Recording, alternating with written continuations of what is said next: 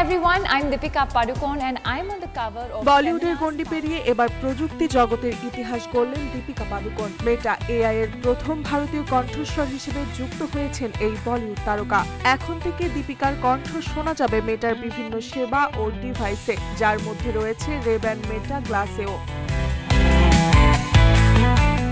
এনডিটিভির খবর অনুযায়ী দীপিকার ভয়েস ফিচারটি পাওয়া যাবে শুধু ভারতে নয়, যুক্তরাষ্ট্র, কানাডা, যুক্তরাজ্য, অস্ট্রেলিয়া ও নিউজিল্যান্ডেও। নিজের ইনস্টাগ্রামে এই খবরটি জানিয়ে দীপিকা শেয়ার করেছেন এক ভিডিও, যেখানে দেখা যায় তিনি রেকর্ডিং স্টুডিওতে বসে মেটা এআই এর জন্য ভয়েস দিচ্ছেন।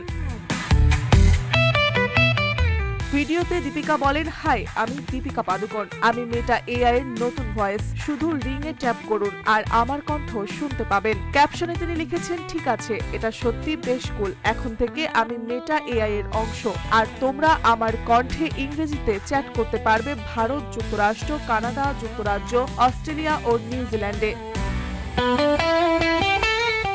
বলিউড হাঙ্গামা জানিয়েছেন, দীপিকা এখন মেটা এআই এর গ্লোবাল ভয়েস লাইন আপের অংশ, যেখানে রয়েছেন অস্কার জয়ী অভিনেত্রী জুডি ডেভস ও অকওয়াফিনার মতো তারকারা।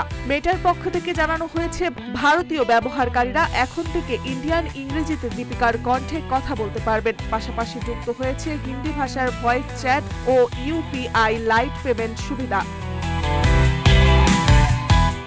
চলচ্চিত্রের সাফল্যের পর এবার প্রযুক্তি জগতে পদচিহ্ন রাখলেন দীপিকা পাদুকোন। এক নতুন অধ্যায়ে প্রবেশ করে আবারও প্রমাণ করলেন তিনি শুধু বলিউডের নায়িকা নন, বরং গ্লোবাল ইনোভেশনেরও নতুন মুখ। মাজিয়া মং, রূপালী বাংলাদেশ।